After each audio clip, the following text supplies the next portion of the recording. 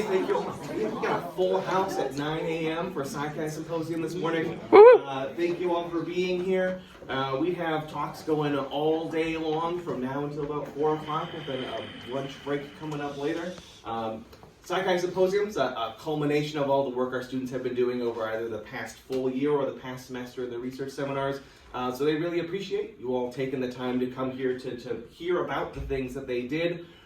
So please give them your attention when you're in a session. Please stay the whole session, and when the session's over, feel free to leave and go wherever it is you end up wanting to go. I don't really have too much other to say other than congratulations to all of our students for all the hard work that you did. We're looking forward to hearing about it today. Ella, I will now let you reclaim your moderator duties. Thank you. All right, so our first presentation is the relationship between sleepiness, dopamine, and food impulsivity, and our presenters are Catherine Blair, Valeria Duque, Dayton Keffer, Sophia Taylor, and Allie Teagan.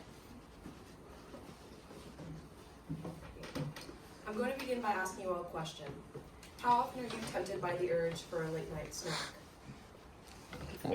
Yeah, I want. Very often. Me too. So this was a question that intrigued us and guided us in our research. Right? So our main question is about food impulsivity. Food impulsivity refers to the increased responsiveness to food cues and to a loss of inhibitory control. We also know that researchers have measured food impulsivity, specifically using go-no-go tasks. And we know that Teslavich found that people are more likely to be impulsive towards food as the no-go stimuli. We also know that specifically with high-calorie and low-calorie foods, studies have also found that individuals that have high impulsivity are more likely to exhibit a higher intake of high-calorie foods. And while literature may suggest that there may be differences between the high and low-calorie foods, we also know that that research is inconsistent. Right? So we then looked at food impulsivity and sleep deprivation.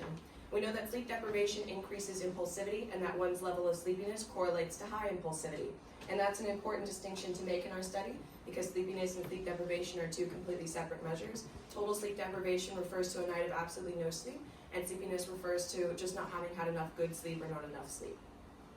So we know that total sleep deprivation is linked with higher food impulsivity, but from those studies, they did not have a control condition when they tested for no-go on non-food items, making it difficult to say whether or not that impulsivity was food-specific. Right? So one thing that could explain the relationship between sleepiness and sleepiness and impulsivity is the neurotransmitter dopamine. We know that spontaneous eye blink rate is found to be a valid correlate of dopamine function, and we know that higher dopamine correlates to higher spontaneous blink rate.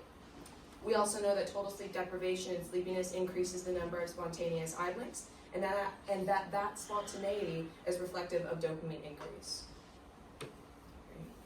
Finally, we know that studies measure dopamine and tested for impulsivity using go-no-go that I mentioned earlier, and that the high dopamine excites our go system but inhibits our no-go system, meaning that dopamine predicts that we will go. We found evidence that eye blink mediated the relationship between sleepiness and impulsivity, specifically towards emotional stimuli. And we also know that dopamine is linked to cravings related to impulsive binge eating, which would make sense of why it's related to food impulsivity. So because we know that dopamine is an individual role between sleepiness and food impulsivity, we also wanted to know if it mediated the relationship between these two, specifically towards high-calorie foods. So we had 45 participants in our study. We were hoping for about double that size, but to do a small participant pool and our restrictions, we weren't able to reach our goal. We did restrict to only females. This is because we know that males and females alter between levels of food impulsivity. And our average age for participants was 19 years old, primarily freshmen, primarily white Caucasian. We do know that dopamine levels can alter with use of THC and nicotine, so we did restrict for that as well as alcohol and caffeine. And we did want to account for any variability between sleepiness and food impulsivity, so we did ask participants not to sleep the day of the study, not to nap the day of the study and not to eat an hour prior to the study. And we also ran our study at night because we really wanted to capitalize on sleepiness. So there are multiple ways to measure sleepiness. We chose these 3 scales, all of which measure sleepiness in slightly different ways.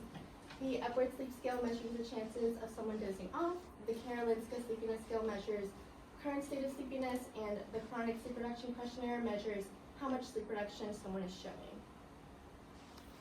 And so we also wanted to account for any variability that could impact food impulsivity. So we did measure BMI, which was a standard in most studies for this. We did also measure time since eating and hunger levels. And we also asked participants to fill out these additional scales, but we will not be going into those today. So to measure dopamine, we used electrooculography to record our spontaneous eye blink. We did this by setting our participants up with 3 electrodes on their face. We told them we were just getting their baseline physiological facial movement, and we didn't give them any indication that we were looking for their blink rate. So we sat them in front of a computer screen with a fixation point similar to this one, and we told them to sit as still as possible with minimal facial movements for 5 1-minute intervals, giving them a break in between each minute to readjust. So in analyzing this data, what we're really looking for here is the spontaneous eye blink. So what makes a blink a spontaneous one is that its amplitude is over 50 microvolts, and that it's, most importantly, that its duration is less than 400 milliseconds. So we analyzed this data by taking the second derivative seen in this blue line here to see exactly when each blink wave began and ended. So this blink here did meet our parameters to be over 50 microvolts and less than 400 milliseconds in duration. However, this blink here is likely too long, indicating it may be a tired blink rather than a spontaneous one. So to measure food impulsivity, we used a go, no-go task with 10 high-calorie foods and 10 low-calorie foods, and then 20 non-food items. For both the high-calorie and low-calorie foods, we split them evenly between savory and sweet items, and all of the images seen here were taken from a previously validated food picture extended database, and they're all matched for familiarity, valence, arousal, and complexity. Our go, no-go task had 4 blocks, each with different sets of directions. So in this example here, we told the participants to no-go by not pressing the spacebar for food items such as the pancake and M&Ms, and to go by pressing the spacebar for non-food items such as the pot. So anytime when a participant were to press the spacebar when they were told not to press the spacebar is considered an impulsive action. So 2 of our blocks, they were told to go for the food stimuli and no-go for the non-food stimuli, and the other 2, they were told to go for the non-food stimuli and to no-go for the food stimuli. 2 of the blocks had the high-calorie foods, while the other 2 blocks had the low-calorie food items. And within all of our blocks, 75% of the images were for the GO trials, or for the GO stimuli. So our first question was whether people were more impulsive towards food versus non-food items. These are our high-calorie block results. And as a reminder, as Katie said, the GO trials were when participants were given either a food or non-food stimulus and were told to go or press the space bar. For the no-go stimulus, or for the no-go trial, people were asked to not go or not press the space bar when shown one of those stimuli. So as you can see, there is a main effective instruction. So people were a lot better at going versus not going, which is to be expected. There was no main effective stimulus. However, there was a significant interaction. So there was not a difference in accuracy with the go trials. However, with no-go trials, people were worse at not going for food items versus those non-food items. So as you can see, the lowest no-go accuracy for food does mean that that is the highest impulsivity. These are, these are our low-calorie results, and it follows the similar pattern of the main effective instruction, so people were better at going. There was no main effective stimulus, and there was no significant interaction here, but it does follow a similar pattern as people were a little bit worse at not going for those food items.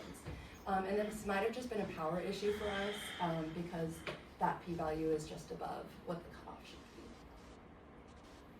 So this is our main mediation model. We decided to go for the Karolinska Sleepiness Scale because it is about a better measure of state sleepiness.